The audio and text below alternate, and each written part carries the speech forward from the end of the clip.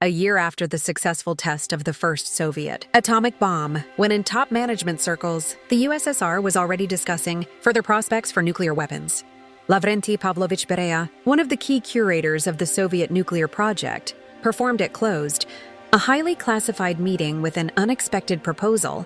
He presented the meeting with a new, at first look, weird task: organize an expedition to the fall area, the so-called Tunguska meteorite, which hit Siberia in 1908. Of course, the Beria meteorite itself was of little interest. He was acting based on purely practical interests. State security. To this point, Lavrenti Pavlovich has already managed to collect sufficiently detailed information about the events of those years in the area of the river under the stone Tunguska. Having studied the reports, eyewitness accounts, and scientific materials, he came to a conclusion that the phenomenon of 1908 could have an applied importance for the development of Soviet military technologies. Beria's main argument in favor of the organization of the expedition was as follows.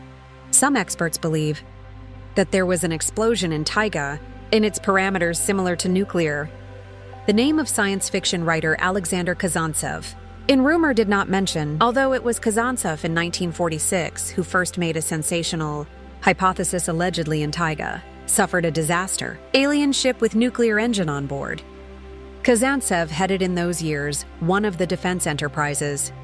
Offered seriously consider the version of the unearthly nature of the disaster. Beria, being a pragmatist, threw away fantastic details, but caught on to the point. It was about an explosion of colossal power, which could provide valuable insights into the behavior of the shock wave, radiation, and other factors in the real Big Bang. This very meteorite, said taking to the assembled scientists and military, actually a scientifically established fact. In 1908, a powerful explosion occurred over the Siberian taiga. Your task? Estimate the parameters of this explosion and all associated physics. We will not involve scientists of official science. It's not their problem. We are interested only in applied issues. This phenomenon, even before sending first reconnaissance expedition to the area under the stone, Tunguska, Lavrenti Pavlovich Beria put before scientific special task of research groups. Collect and carefully analyze all possible information, geophysical effects, accompanying the mysterious explosion 36-1908. The work was carried out meticulously and in conditions, the strictest secrecy, at the disposal of specialists. Archival data from numerous meteorological stations operating in the territory, Siberia and European Russia in the early 20th century. Analysis showed amazing results. According to the devices of several stations managed to set, that air shock wave from the explosion in the area under Stone Tunguska really circled the globe several times. Primary wave, recorded a few hours after the event. And then the waves of echo continued for several days. This phenomenon was characteristic only for explosions of colossal power. At the same time, seismic fluctuations caused by the Tunguska event were confidently registered only on SIS stations located in Siberia. Distant stations in Europe, Asia, and America did not record significant tremors. This led to an important conclusion.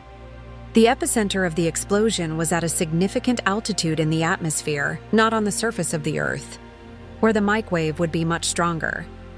Power assessment of the past phenomenon on parameters of airwave and seismic oscillations led researchers to conclude that explosion energy ranged from 10 to 40 megatons in TNT equivalent, which is comparable to the most powerful thermonuclear tests. Second half of the 20th century, additional interest caused by data. Irkutsk Geophysical Observatory, one of the few who in 1908 had modern equipment for those times. They recorded an unusually intense outrage. Earth's magnetic field started in just a few minutes. After the alleged explosion, this magnetic drilling had clear local character and quickly subsided, which was extremely unusual. Experts attracted, Beret noted, that similar effects are caused a sharp increase in ionization of the atmosphere at the epicenter of the explosion, and usually accompany powerful nuclear explosions, especially when carried out in the high atmosphere. These observations found indirect confirmation in the work, Irkutsk laboratory, receiving long-distance radio signals. For some time, After the Tunguska event in 1908, radio amateurs and scientists fixed abnormally good radio signal reception range, receiving radio broadcasts from Europe on simple detector receivers. Usually, such signals were impossible without massive transmission stations or a sharp increase in the ionospheric layer, significant changes in the structure of the atmosphere. Before the main military expedition went deep into the Siberian taiga to investigate the site of the alleged Tunguska explosion, detailed preparatory work was carried out. On behalf of Beria, in the area of the alleged epicenter, a solitary scout was sent, equipped with the latest photographic equipment at the time. He flew around the territory twice at different altitudes, fixing configuration, fallen forest, and all changes in the structure of the taiga. 40 years after the disaster, each member of the expedition, carefully acquainted with previously collected materials, special attention was paid to reports and photos. The famous scientific expedition, Leonid Kulik, which is still at the end of 1920, first explored the area of the Tunguska meteorite. Kulik collected valuable information about the nature of the destruction, forest and traces, fire that became an important base for a new secret mission. In the summer of 1949, the main group of the expedition was taken by plane to the village of Vanavara, the nearest settlement to the epicenter of events, 1908. From there, several flights of a double seaplane. Participants were transferred to the Lake Chek, small but strategically convenient reservoir, near the alleged center of the explosion. From Chek Lake to Farrington Mountain, where the abandoned Winter Mutual Kulik was located. In a straight line, it was less than 10 km. To facilitate unloading and accelerate the start of work, part of equipment, food and equipment was dropped by aircraft directly to the area of the old Mutual. Cargo landing was controlled from the air and ground to avoid losses. Instructions for the expedition participants were unambiguous. It was forbidden to ask local people questions, the events of 1908, or try to get any evidence from them. Only allowed to listen to the story if the initiative, it comes from the witnesses themselves or their descendants. This was made for maximum secrecy, operations and prevention of information leaks, scientific results of work, expeditions and conclusions, never published in open print.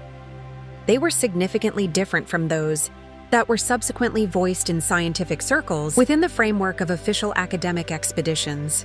Military experts established that character of Povel, forests in the area of the Tunguska explosion, was caused exactly by the shockwave resulting from the explosion of an object in the atmosphere, and not the ballistic effect of a fast-flying body. As many scientists have suggested, calculations showed that the object was moving at a height of about 10-20 km at a relatively low speed, not more than 1-2 km SC, what contradicts the hypothesis of the fall of an ordinary meteorite or comet. It meant the explosion really happened at a high altitude, either directly above the forest tops.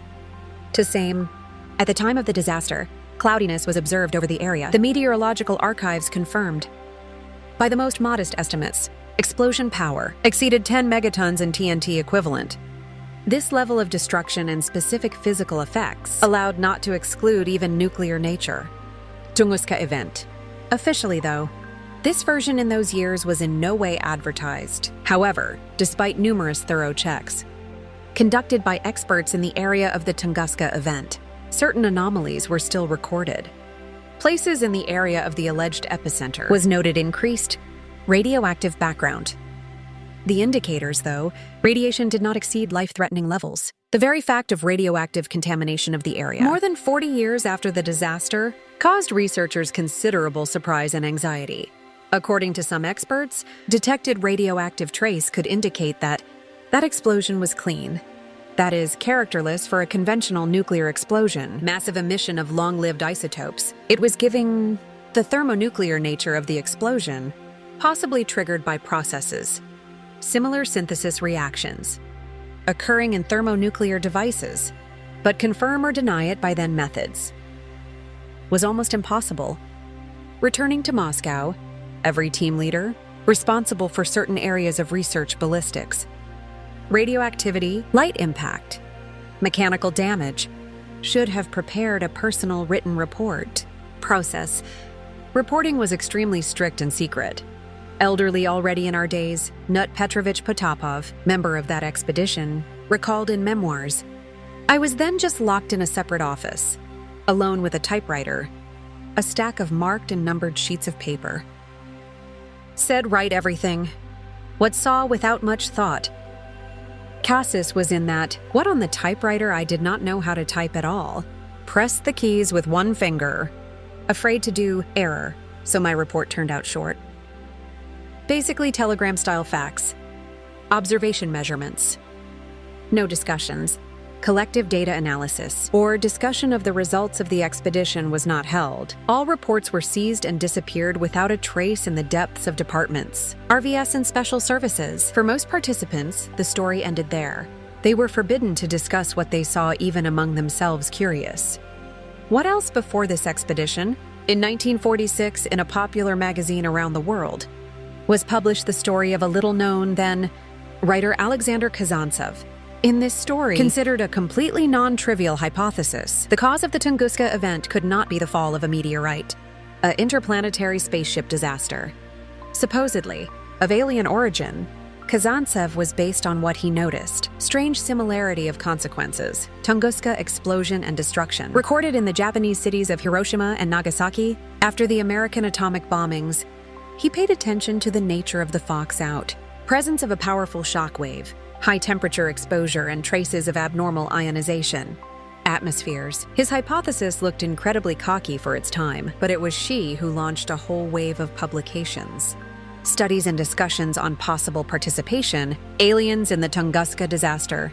Since then, theory, Rex spacecraft in the taiga gained as ardent supporters and fierce opponents, generating a lot of speculation, scientific articles, fantastic novels, and documentary investigations.